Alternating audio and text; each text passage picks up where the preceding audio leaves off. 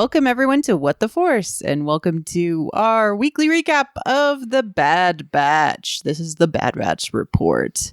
I'm Marie-Claire Gould, and with me is Kyle Gould. That's me.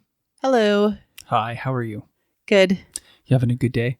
Yeah, pretty good day. Yeah. Star Wars Bad Batch Day?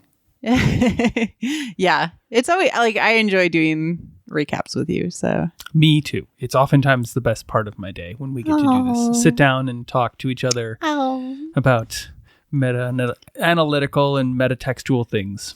It's good. I loves it. So this was the episode 5 of the Bad Batch, Rampage.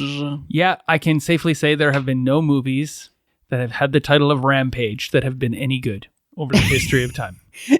What's the qualifier on that? 2018's Rampage with Dwayne Johnson that was based on the video game was the best of the bunch. Fair, yeah. There are several going back to all the way to 1965, and none of them are good. Oh. One of them is literally about a angry white guy who puts on Kevlar armor and then goes on a shooting spree. So not worth your time or money. Was that from the mid-90s? I don't remember. I think 2000 something or other. But yeah, there are some really, really, really, really, really bad movies out there called Rampage. And we're not going to talk about them. No. Because they're bad. Let's talk about... They're not the replacements. They're not. Everything below the replacements. I know, right? We will not talk about. And the fact that Cornered doesn't have a good movie. I know. I was hopeful. I was hopeful there's a theme here. I like the fact that they're all one-word titles so far.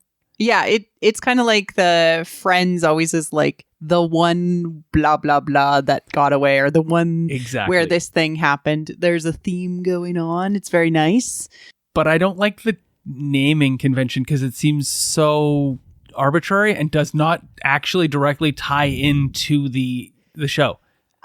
Cornered. I agree. Were they cornered? Replacements. Who's replacing who? Yeah, it's not Rampage. Yeah. Who goes on a rampage? I just feel like it's following the Mandalorian's vague statement. These are good word. titles. I know. If they were more relevant to the episodes that they dealt with. It's did they not think these three? I mean, okay. So it's not like Friends, where it's the one where, which was always delightful, right? Every single episode is the one where blah, blah, blah, blah, blah happens, right? Yeah. Why are we talking about Friends? Because the Friends reunion was on last night, the night we're recording, the night before we were recording this. And I really just it's resonating and sticking with me that the creators were we had made a pact with the audience that these characters needed to be sent off with a happy ending, and it's one of the reasons they refused to do any more episodes of Friends, because it's we told our story. It was about a group of friends. When your friends are like your family, oh my God, they get found family. Yeah. Better than Star Wars. But then they started, the reason Friends ends is because you move on. Yeah, your move friends on. are there and they're going to be important to you for the rest of your life, but then you make your own family. You make a family. Make a family, and they're always going to be there for you, but your crazy weekly hijinks fade into the background. Maybe it's every other year, or maybe it's twice a year if you're lucky. But I just really appreciated that the creators of Friends acknowledged that they had they owed something to the audience that had come along with them for those 10 years. Yeah. And that's sometimes my frustration with Star Wars is there is expectations out there by the audience that people will be okay. They've invested emotional, weight into these characters, and always having characters end in tragedy really feels hard. Yes. Right? It's hard to continue on with your normal day with your art, which is supposed to imitate life, telling you it's all shit. Yeah, it's okay, I get enough existential dread in my own brain. I don't need it in my, science fantasy. Yes. Right? Fantasy doesn't typically delve into those topics other than, heroic final sacrifice. But that's the end of the book, and you're the hero saved the day. That's not always happening here either. And it runs into something that we're going to talk about in this episode a little bit, which is that... Well, something you're going to talk about, because I got something else I got to get off my chest. That's good. I have lots of thoughts about this episode. In general, I really enjoyed it. I giggled a lot throughout it. We watched it kind of at the same time, but we watch it on our own devices. Yes. Because we're like, I really like wearing my full noise canceling headphones because the sound design in this show is so crisp and beautiful, and actually it's 3D. Yeah. Because it's 7.1 full sound. Yeah, exactly. And so the only way you can appreciate that is if you have a very expensive sound system built out with your screen that's not currently turned into a podcast studio. Exactly. Like not like us, which is turned into a podcast studio. We have that in our basement. We just never get to use it because podcasting gear and table and chairs are always all set up. Yeah, we have surround sound in our like basement TV let alone room. the streaming stuff. I know. We need another room. All right, yeah, we do. We need a bigger house. We don't have a bigger house. We don't really need a bigger house. Well, but I mean, if we want to watch our TV. This is a true multi-purpose room. It's fine. We do have to put away a lot of stuff if we actually want to watch our TV. Anyways, the only way you can experience that is with really good headphones. Absolutely. And that's why I prefer to watch it on my iPad with like my headphones. It's because I appreciate the music design and sound design so much. Yep. But it's very isolating to say, like, I don't want to sit with you on the couch and watch this show. Yeah. But anyways, I really, really enjoyed this episode. I have multiple reasons why I loved it. But it seems like your experience was a little bit different. I didn't like it as much. My general impression of this episode, well, I'll say two things. One, the episode as a contained entity unto itself is great. It's one single storyline, and people aren't really separated other than a brief foray apart. Yeah. Our 5 central characters are together the entire time, and each has their own utility and need and place in this episode that speaks to the furthering of the adventure.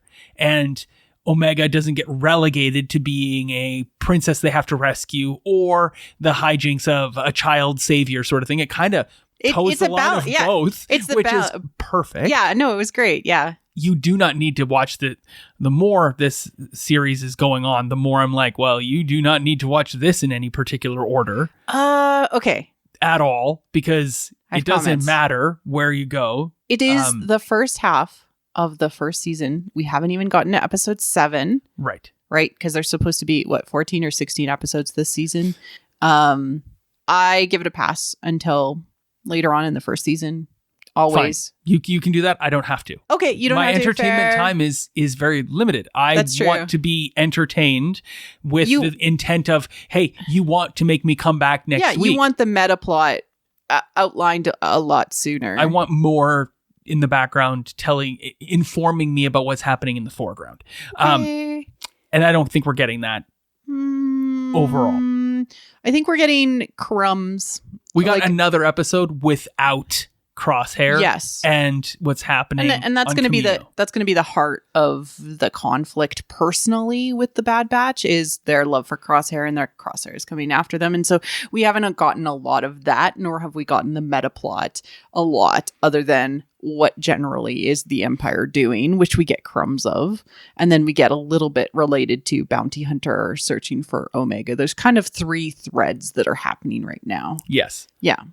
So my overall feeling on this episode is that it is still good TV, and it's delightful and entertaining. And the animation is delightful. Sid is immediately engaging, and I was like, who is this green alien? Because they were just so well constructed. Yeah. As I said at the end of Clone Wars, like the level of detail that's happening in this animation is heretofore unseen. There's so many pieces of Sid's costume, of Sid's outfit, that made it feel real and interesting, and constantly I wanted to see more of Sid. It reminded me of the same sort of art construction that was done on the sisters in the Ahsoka episodes in Clone Wars. So I'm happy that that's continuing in an exciting, interesting, engaging visually format. It feels like they give as much love to the virtual character and creature design as they do give to the animation design, which has not been the case in the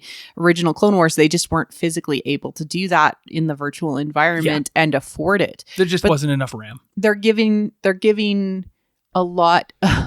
They're giving a lot to this animation now that they're able to do it, and also they're spending the money on it because people have multiple costumes, and that every time that you build like an outfit for a character, it costs them. So adding, but not this episode. Everyone's back to their original costumes this episode, except for Omega, who has an added comlink on her, right? That they had to build for her. Well, they didn't build it; they just revised Crosshairs and said, "Here's Crosshair's old one." Well, yeah, they probably shrunk it down, but they did give her a cool crossbow at the end. Yeah, well, I mean, her people didn't give her, like, her creators gave her. Yeah, that's what I'm saying. Like, what an awesome bow! Yeah, what an awesome bow! It's I'm so cool. Excited by that.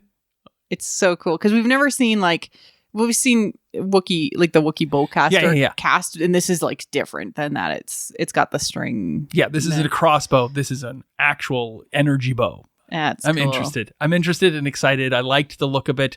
I'm sad she didn't shoot it, but at the same time, maybe she has no idea how yet. Yeah. I mean, like, it's kind of like one of those things. Like, do you turn on the lightsaber and cut off your own arm, or do you just like wait and practice in a safe environment? Yes. You always wait and practice. With a helmet where you can't see. Yeah. Yeah. Here's a lightsaber. Now you can't see. So, we start out with this, like, it felt a little Deus Ex Machina, but sure. Tech has this information, like the Jedi used to work with Sid. Echo. Isn't it Echo? I think it's Echo. Oh. Echo knows Sid, knows the Jedi worked with Sid, but does not know who Sid is, just where to find Sid. And we get this, like, yes, Omega is empathetic and can read situations and understands instantly that Sid is the owner of this bar. Yep. And is very good at lying and hiding. Sees through Sid's lies immediately. Yep. Yep. And the rest of the Bad Batch, she gives a little shade to, saying, "You must be the brains of the operation." Yep. Yeah. Sid, performed by Rhea Perlman, which is just delightful. Yeah, she's wonderful. I would. She has very curly hair. You would recognize her instantly as soon as you saw her. She was quite popular in comedies of the 80s and 90s. Yes. Comedy movies, especially. Yeah. You would remember her from Taxi because she's Danny DeVito's character's love interest in Taxi. Yes. And you would remember her in Matilda because she's Danny DeVito's character's wife in Matilda. And you might just remember her from seeing her in pictures with Danny DeVito because they are married. Married to Danny DeVito since 1982. Wow. They have been married. That on is, and off. That is my life. Rocky love story. Range. I know, exactly. The entire time that you've been alive, they've been married. At one point they divorced. Well, they split up, and it was like over. There was heated emotions, and then Michael Douglas got involved because he's really good friends with Danny DeVito and Rhea Perlman separately. And Michael Douglas is like, "Danny, you're never going to find someone as amazing and wonderful and perfect as Rhea Perlman. You need to, make amends." And Danny's like, "You're right, Michael. You're so smart." So they got back together. Fell back apart, still married, will continue to be married and good friends for the rest of their lives, but they don't live together anymore. Yeah, but that story is so interesting because they've decided to like separate but still be like together as much as they can. It's kind of like how mom and dad like decided to, have different bedrooms. They just have decided to have completely different houses. Yep.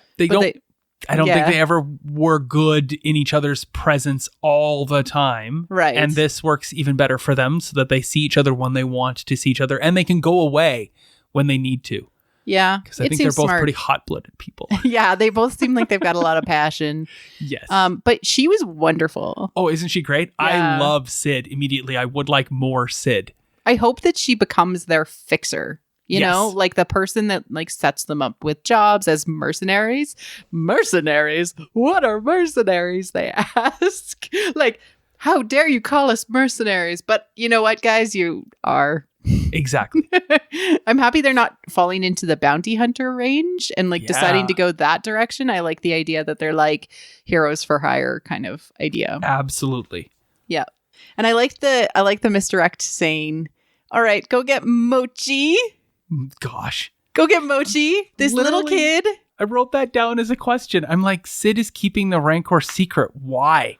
Why keep that? Like, you would think that she's like laughing behind her hands. They're gonna find. Like, it's just luck that there's a kid there then. They'd get there, they'd be like, where's the kid? Yeah, it was just, I don't know that like this script was entirely thought through from a questioning adult perspective. Yeah. Also, I'm starting to wonder if rancors are actually not sentient, creatures with their own language and culture and whatnot, because this rancor sure seemed to kind of understand what was going on and has thumbs, forward-facing eyes. They get gigantic, it's true, but at the same time, like, okay. It's funny that the slave traders are also now trading in big game animals. I mean, and slaves. They had both, right? Slave trading and big game animals. It's not really the same sort of ballywick there. Yeah, the Zagarians, they're kind of the jerks of the galaxy. Oh my God, they're the worst. Oh, I know, but they were always the worst. They're always the worst. It's like a refresh of that, isn't it? Yeah. It's like, oh, hey, by the way, here are the guys that love slaves. Yeah, BT dubs. But I've always liked the design of the Zagarians because they look so cool, and they're like the cool kind of mischievous cat people. Yeah, they're hip cat people. But they're like the worst. So, and they have Breezacs, and those are so cool. The gliding flying lizards and their electro whips. You got all the cool toys and all the douchey ideologies. Yeah, and like I've never seen anybody be like, I'm a Zagarian stan. I don't think it's even possible. I've never even seen that. So like, congratulations, Star Wars, on creating a villain that nobody likes. An entire race that but nobody they're like likes. One-dimensional. Everything that's been happening with them is entirely one-dimensional. We want our slaves back. Like their entire thing is built around that. We've never seen any sort of glimpses of humanity, which of course adds complexity to things, as we will get to. So I like Omega's question, like almost at the top here. They're arriving. They're like, we're going to go free some slaves. And they're just like, what are slaves? And they're like, well, people that are captured and they're sold. People can be sold? She asks. Again, I'm like, dude, you just hang out with clones. And literally, if a clone doesn't want to be in the army, they're immediately labeled a deserter. Yeah. I am shocked that there wasn't more discussion about that, or at least subtle allusion to this concept of slavery. And did you know that the clones were slaves? They're all property. Yeah. It's like awkward. Again, it's so funny that the Jedi are completely against slaves, and the Jedi were the ones that took the war to the Zagarians, right? And it's not like the Republic did, even though it's kind of hinted at in this episode that it was the Republic, but it was the Jedi that were like, no, slavery's bad, the Zagarians need to stop. The Jedi were the ones who pushed that, and then the Jedi are like, yes, an entire army of clones that will do as we bid, bring them on. Oh, they can think for themselves even better. Oh, by the way, we've named them, so it's slightly better. Yeah. It's like white feminism or white liberalism. Like, yes. We're no better than you. We just label things better. Exactly. Ugh, gross. Anyways, I did want to say something real quick about the comlink and how cute that moment was with Omega. Even before that, we get workout with the gonk droid with Gonki. I died. Because you don't skip leg day. It's squats time with Wrecker. I feel like every week, whatever we get from Wrecker for workout, that's what we should do. We should do that same workout that week leading up to the next episode where we'll get more working out with Wrecker. Which of our children... Which I will now make a... Working out with Wrecker? Working out with Wrecker. And like, what is his workout for the week? Because it seems to be a theme. What did he do? He was doing like... He was doing curls. Curls with Gonki. He was doing curls, one-arm curls with Gonki, and now he's doing squats with Gonki. Which of our children is more the weight of Gonki? Robin is assuredly more the weight of Gonki. Okay. I can't do... Otherwise, it's not a workout. I can't do squats with her. You couldn't do a squat with her across... Well, you do squats with Will, and I'll do squats with Robin at the same time. And we have to have them say gonk. Yes, gonk. For every time we do one. Yeah, and then we have to do 3 reps or whatever it is. 3 sets of 10 reps. However the exercise bros call it. We'll just do a bunch of them. There's sets and then there's reps. Yeah, we can do 10 reps, 3 sets. Yeah. Yes. Words. Good. All right, you were saying about the control panel Yeah. for Omega. No, I just loved it because it showed like how kid-like she was and how she continued to try to use it in a toy-like cute manner. Yep. And it was just really wonderful. And it's also showing a little bit of the reflection of Crosshair still in the room because she was given something that was of his, and that she's going to probably have a future memory or work associated with that to say, look, I've got your thing. That'll come up probably in the future. I do also want to point out that I was right that Wrecker's implant is bothering him because now they've seen it twice. He had a headache. Oh, he did? Yeah, Huh. he had a headache. So his implant was not because he was the reaction before wasn't just because he wanted to go and set up that room for Omega. This is also a continuation I of didn't even that. catch the headache. Yeah, he had a headache. He like held his head. He got knocked out last episode. No. He gets knocked out again this episode. This is purposeful. Dude, he's wearing a helmet and he goes unconscious like the drop of a hat. So maybe it is the fact that his implant is acting up because he keeps going unconscious.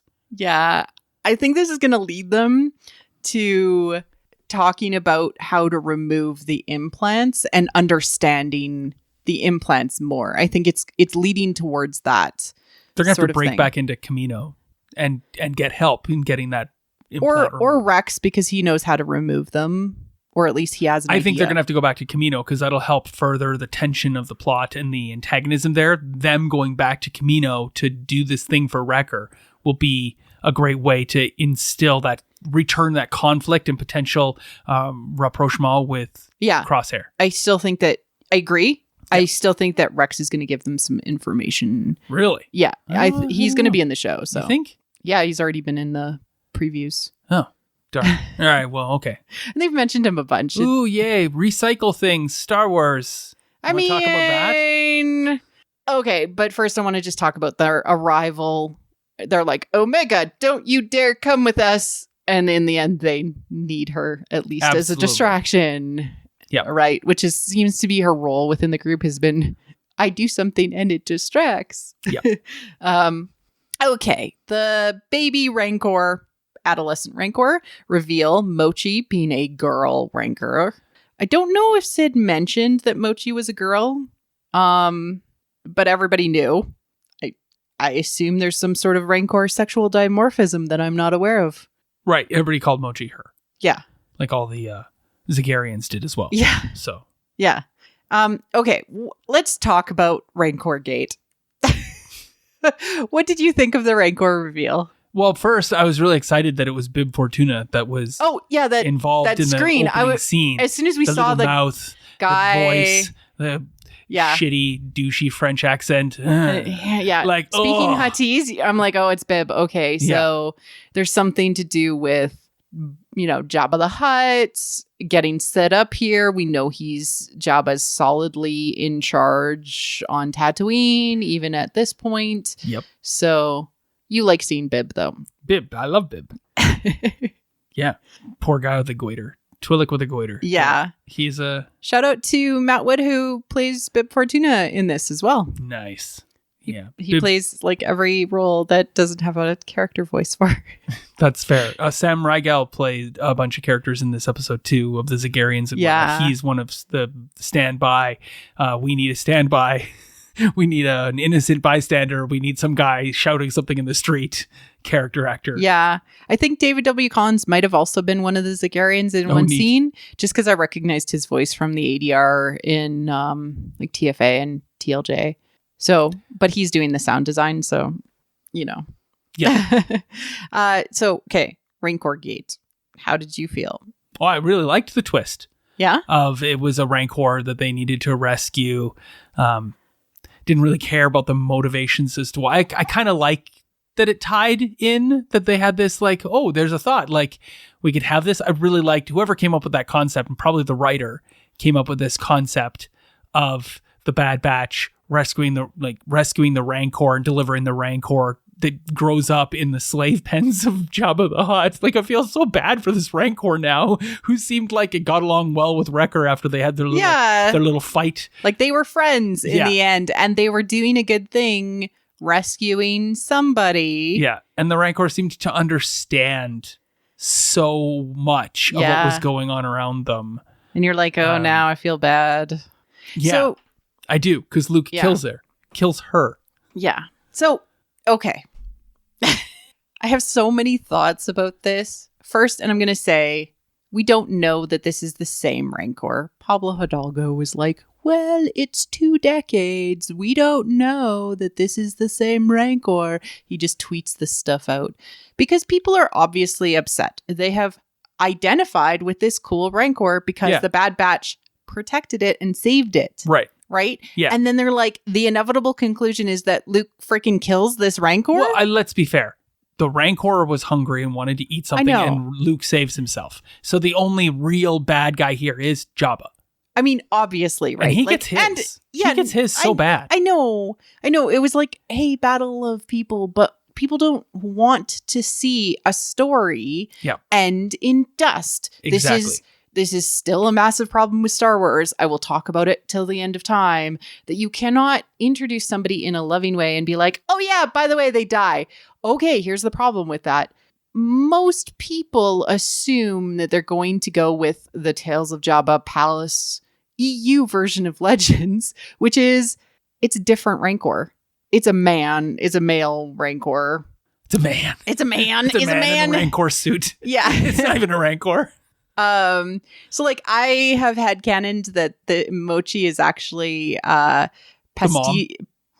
Patisha's which is like the word that is used for the Rancor by the trainer. Like that Rancor, and it means like sweetie in Huttese. Oh, okay. That Rancor is like girlfriend. They like bought that Rancor to like have like Rancor babies. Oh, okay. Or right? it's the mom of the Or Rancor. the mom. Yeah, that's fine too. Something like that. Fine. Who knows how long Rancors live? Yeah. I don't think we know. We don't. Well, only in the books that are not really. There is actually only anymore, one obvious female Rancor that we know of in current canon. And that Rancor ends up in underneath Vader's palace. Oh, goodness. In Vader Immortal, protecting eggs. Why are these Rancors being imprisoned in caverns underneath things when they are giant beasts that roam the open plains? Like, this is just, like, who puts an elephant in a basement? I mean, it's an elephant people in a basement. Put elephants in basements. They're meant to be on like in the EU and in like Old Republic. You know what belongs in basements? Like New Republic. Terrible, creepy, crawly things. I know, not giant elephant like intelligent creatures like Rancors obviously are, but like they're from Dathomir. Like there's a bunch of them on Dathomir.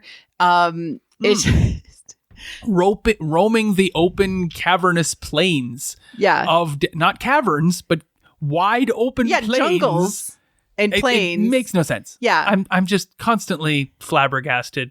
Giant creatures in basements. I do want to shout out to the Wikipedia article for talking about the concept design behind the Return of the Jedi Rancor, which described it as a cross between a bear and a potato. And I'm like, yeah, that's a bear potato. Yeah. Wow. Like Ross Geller's costume for that Halloween episode where he was a potato satellite Spudnik. Welcome to the Friends/Bad Batch show. Exactly. Like, why was Paul Rudd really was missing from that reunion? I'm very sad. I know that he was overseas in Europe filming the new Ant-Man and the Wasp Quantumania movie. Yeah. But I'm sad that he wasn't zoomed in or some electronic connection. But yeah. Kudos to Cara Delevingne for the costume wear and the strut catwalk because that was amazing.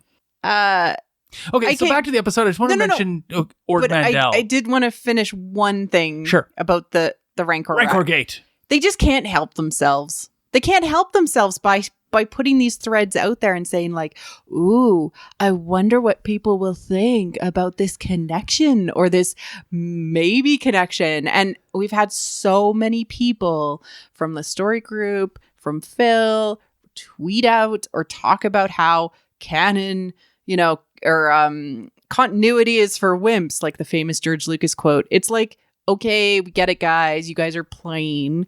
But they just can't help themselves by tying everything back to Luke. And frankly, I don't care anymore. I want I want the Bad Batch to have their stories and have it mean something and to branch off from there.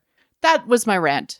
So weird flex, considering it's just a Rancor. But yeah, okay. But that's how we're supposed to treat it because it's Bib and the Rancor. It's not just a Rancor. I know. So our but brains... I didn't go to Luke. So I mean, it ties back to Luke in that Luke ends this Rancor's life. I mean, he's the only hero of Return of the Jedi. There's nobody else has any. Okay, sure. Chewie is a hero. It's not like the costume designer for next episode. The costume designer for Leia's slave outfit is visited by the Bad Batch, and the problem is solved. I wouldn't put it past Star Wars at this point. Yeah. To fill in all of the gaps in that sort of unfortunate way. Not all the gaps need to be filled. So you find it unfortunate? I kind of find it neat that they're managing to find these connective tissue pieces that interweave the tales. But that feels like it's always going to be the choice that people are going to make instead of saying, hey, it opened. So here, let's compare it to the sisters. We know nothing about the sisters. They're brand new as of the Ahsoka tales that we get in the Clone Wars. And we're like, that's a new branch and that could go anywhere it wants to go. Right. And it's a cheap trick to pull things always back to this original saga, the original trilogy. Well, this episode does more than that too, because it creates connective tissue between the Bad Batch and Clone Wars with all of the Zagarian stuff. I know. Right? So, and I appreciate that it is a well-woven tapestry. It means that they're going to be stepping on each other's toes, which was like, again, continuity is for wimps. Again, I get it. You're trying to say that out loud. It's just... But what they're saying is continuity is for wimps, and then they do continuity. Yes. Exactly. That's my problem. Oh, well, then my problem is with them on social media because they took a well-constructed, simple storyline that follows the Bad Batch really clearly and carefully, and then gave us connective tissue that even if you didn't know them, you didn't know anything, you haven't even seen Return of the Jedi, then you'd know nothing about this potential future of Rancor and Bib Fortuna stuff.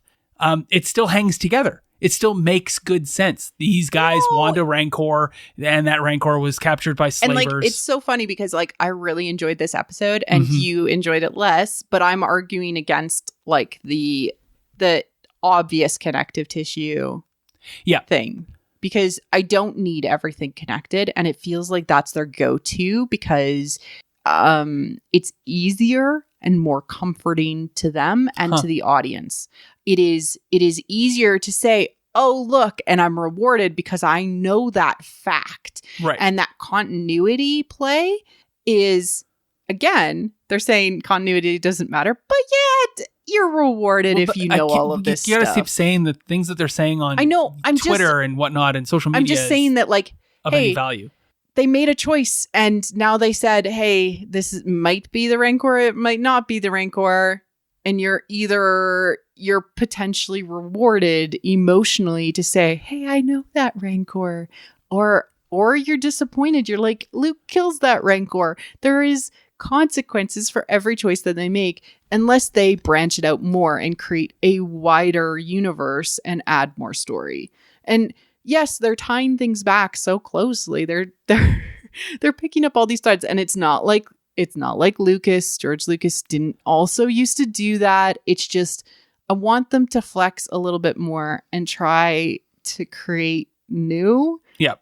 And that's not what we're getting. At the same time, you're like Rancor Gate's cool, but I think Zagarian Gate is even worse because literally that problem was resolved in Clone Wars. Yeah. With the Queen dying, realizing that she had been essentially turned into a slave under Dooku herself and had no control of her own power. And she recognized the plight of slavery and how it is wrong.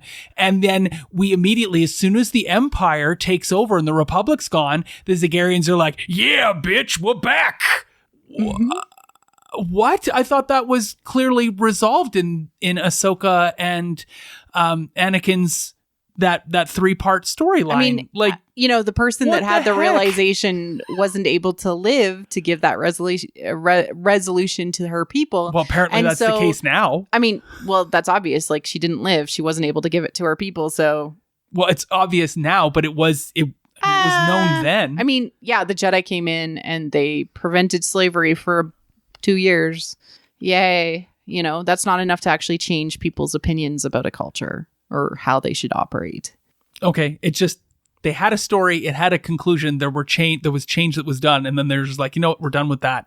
I mean, let's have the Zagarians back as the bad guys again and talk about slavery. Stormtroopers exist in the new, in TFA times, right? So bad guys are bad guys, I guess. Right. They're saying like things come back. What are they called in First Order troopers? They're called stormtroopers. Wow. Yeah. All right. Well, good job, TFA. Good job. First Order. Jeffrey Jacobs. Anyway, let's do death count. Okay. How many people died in this episode? Oh my goodness. People got thrown around, but I don't think anyone died. No.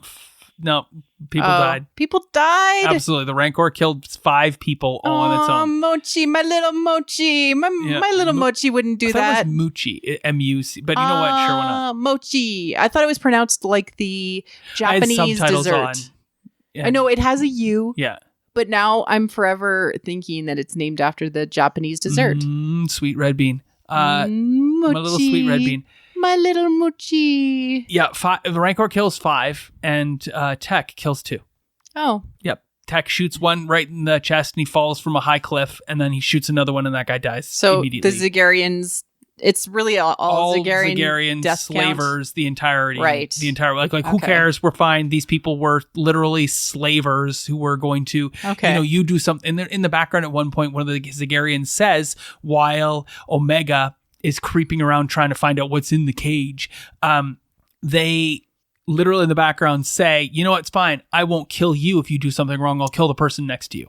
Right. This is what they said to the Bad Batch when they were not doing a good job of listening to slaver instructions. Right. Go figure. Yeah. You're not my commanding officer. You can't tell me what to do. Yeah. I really loved Omega's hey, I wasn't just looking at the door. Right. I was opening it. Do you remember the scene in The Mummy where the ship's on fire and they're running around? Yes. And then the brother, I can't remember the actor's name. He's one of my favorite actors too. Off the top of my head, it's gone. But nonetheless, he's like, and did I panic? I did not. And then he panics because there's an explosion. He throws himself off the ship, but at least he got the sigil, the key to unlock. That is exactly what this was. And she's like, but did I panic? I did not. Yeah, exactly. It was so good. It was a great moment. So yeah, people die in this episode. The Rancor definitely crushes people and hurls people with enough force that they die. Yeah.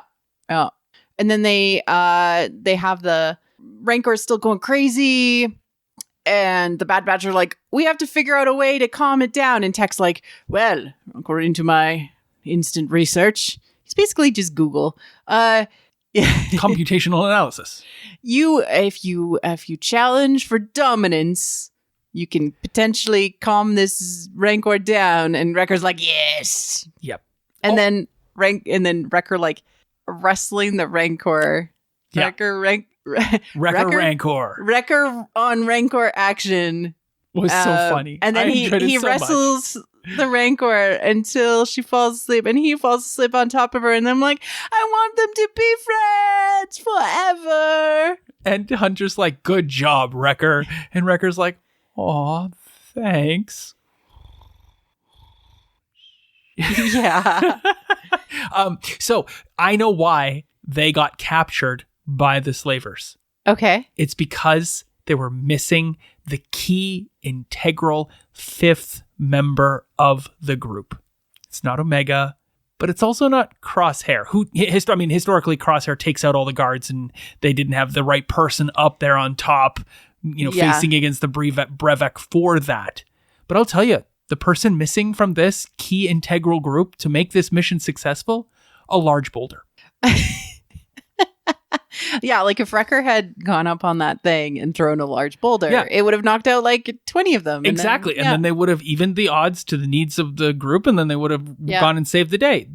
Classic Wrecker. Classic Wrecker, large boulder addition to the group is missing in this one, and that's why they're doomed to failure. Yeah. I'm going to go on a ledge and say, anytime there isn't a large boulder involved in their mission mission plan, It's not going to go as planned. it's not going to go well for them. Solid. Yeah. Yep. Yeah. The boulder is kind of like their mascot. Absolutely. Yeah. Yeah. He's like Sisyphus, and he needs to carry around a large boulder, little boldy, to remind him of all of the things. that Omega then can give gifts to and earn some hearts for with Boldy. No, earn his keepsake. Exactly. Yeah. Oh, we're making Hades references now. This is good. I really loved Omega's bow she finds on her way back to the ship. And then, we almost get a full, this is the start of a beautiful relationship moment with Sid at the end. Yep. With the Bad Batch. And I do hope that they come back and utilize this character because she's such a delight. But at what point did anyone go on a rampage?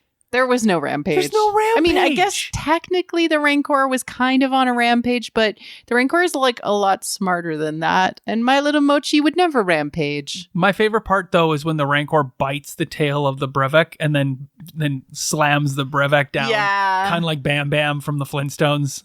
Yeah. Poor Brevik's like, okay, I'm done. You're way too strong and you're hurting me now. I'm gone. Bye-bye. My favorite moment was the little high five between Wrecker and Omega on the ship, where they had like a little moment and it was like a little high five. I was like, oh my God, her personality's coming out finally. And she's not just like the kid, the kid or like replicating Hunter and trying to like idolize him. Although she did take the Stormtrooper doll or the Clone Trooper doll and like change it to look like a Bad Batch 5th member because that's who she sees herself becoming. Wonderful. Absolutely. Yeah. I had one last thing. Okay. We finally got to see Ord Mantell. They've talked about it a ton, and this is our first ever visual glance of Ord Mantell. Yeah. And it kind of sucked. It was not as cool as I was picturing in my mind. I was hoping for more. I mean, I liked the mountains in the distance and whatnot. The vistas were kind of cool, but the city seemed really... I mean, we hardly got to see... It was a back alley going into a bar, so I didn't feel like we got any sort of...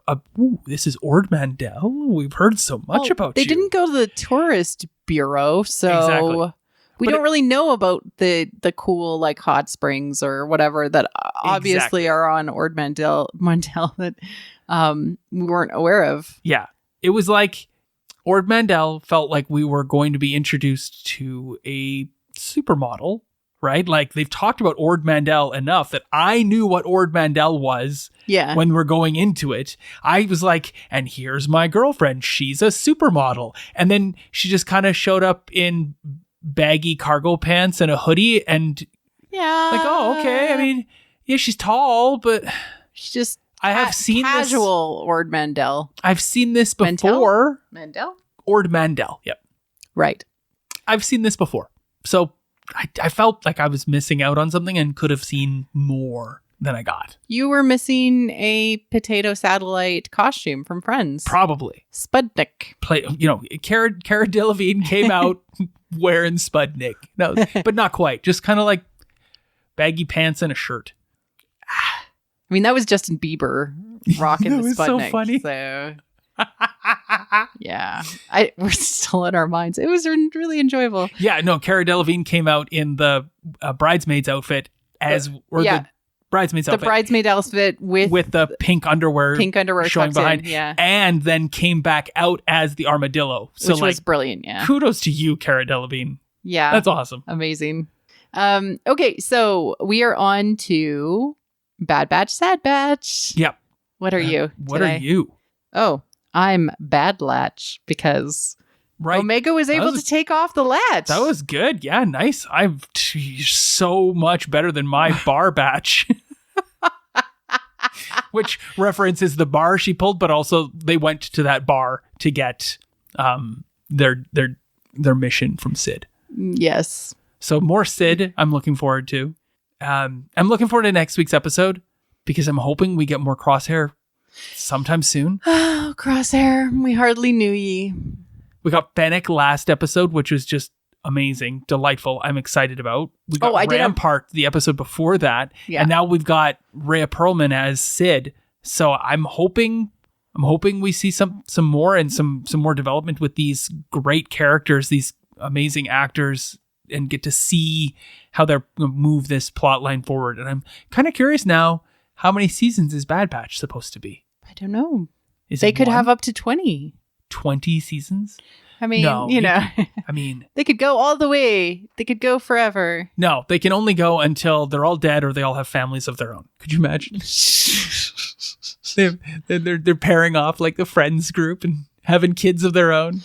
Oh my goodness. Yeah. I did want to point out that people did tweet out about, I think it was Pablo who tweeted out the character design sheet for Fennec Shand, and it had a date on it. It was March 2019. So, like, again, we talked about the timeline and how long these things take to produce and to get going, and it is a long time. So having patience, these things are decided way in advance. We might feel a particular way now, and things might not change, or there might not be a story that suits us for like 5 years. Yep. The world, and more cogently, the court of public opinion changes so quickly that 2 years feels like forever and a day ago at this point. Yep. So like even before Tross was finished being wrapped, this character, right? Before Mandalorian season 1 was released, this character was designed. This character was likely designed strictly for Mandalorian season 2. Yeah. And then because Filoni is involved in this as well, that he's like, I think it'd be good to include a bit of this in that as well so that we get that tie-in. Continuity? Yeah, we did get a little bit more background on her, that she's not super well known. She's pretty new, but she's elite. Yeah. And why would she be going after you, Bad Batch? Oh, you must be very valuable. Well, they aren't necessarily valuable. Omega is. Exactly. Right? So that's a very interesting. But they are valuable because they are defective and the chip doesn't work on them, and the Kaminoan said, well, we have one of them, we don't have to worry. Like, I think it's because that there was that change in their genetics that allows them to be potentially replicated. I don't know, we'll find out more, but their genetics are apparently special and necessary, and they have crosshair, so they're comfortable with what they've got right now. It would make me happy if we found out that they were actually a combination of 2 genetic sources, just to like add that difference. You're not a clone. No, well, I know. I was looking for something different out of them in the end, an explanation that pointed to something different. Yep. On that note, I would love to see the sisters from the Ahsoka arc in the last season in Bad Batch. I want to see our Bad Batch boys interact with the sisters. That would be fun. Yep. Yeah. And they have no knowledge of the clones, only Ahsoka, and so that would be fun. Yeah. I don't think it's going to happen, but it would be really neat to see that. Okay. Yeah. I'm looking forward to Rex coming back. Yeah. Because I love him. I still don't understand your fascination for Rex, but because I've always been a Cody man myself. But Cody's the worst. I like Cody. It's like literally like you've listened in to Anakin and Obi-Wan having a discussion about their clone commanders. Yeah. That's literally what would happen. Yeah, that's true. I'm a Cody man. It's like, no. Rex is the best. They've had this argument in Clone Wars. They have. So that's it. Yeah. But I'm also an R2-D2 person, which is the same colors as Rex. And you're also a C-3PO person, which is the same colors as Cody. Yep. So there you go. Maybe it's more related to color theory. Maybe. Or just, some characters have a stick up their ass and some characters are cool and fly by the seat of their pants, or robot legs. Yeah. Some characters believe that the rules don't apply to them. And they can just get away with doing nothing unless they're required to do so. Well, this is a good recap of the Clone Wars. There we go. In it. I mean, like, Obi-Wan never respected R2 either, so it's fine. I get it. I'm more of that type of person. Yep. You're the man with the plan. I'm not. It's good. Yeah, always. It's why we're good together, I guess. Probably. We've realized something about ourselves based on the types of characters that we're drawn to. This is saying nothing about me. What? My love of C-3PO and Commander Cody doesn't say anything about me. Maybe it just says that I like characters that start with C. Maybe. I like blue. It's true. I mean, and I like Obi-Wan. I do. Obi-Wan's great, but he's no Qui-Gon. That's true. You are more of a Qui-Gon fan. Yes. Yeah. Qui-Gon and, I can't remember his name. Kit Fisto. That's probably my favorite 2 Jedi. That's true. We're getting into that. Personal, who's your favorite Jedi? Who is your favorite Jedi? Yeah, if you listen to this, hit me up. Who's your favorite Jedi? On Twitter at Tavern Tales DM. I'd love to know what the hierarchy is for people's favorite Jedi out there. Now we're just vamping because we wanted to talk about this weird thing. I did. All right. Yeah. Well, thank you everyone for joining us. Make sure to like if you are on YouTube, or subscribe / give us a rating. Exactly. On iTunes or other pod apps. Yeah, don't be a scug. No. Throw a rating our way. What? No. The Zagarians called them scugs. Ooh, a twice. New insult. I'd never heard it before, and I was like, I gotta add that to the end. Don't be a scug, yo. Yeah. They wouldn't say it that way. No. Yeah. Scug. It was like a really derogatory term. Yeah. Also, I'm wondering if poodoo is really a bad word, because Bib Fortuna mentioned it in his Hutties sentence a couple of times, like it was like an add-on piece to it, or he just drops foul language at the drop of a hat. Doesn't matter who he's talking to. It's changing our opinion of Bib. Yeah.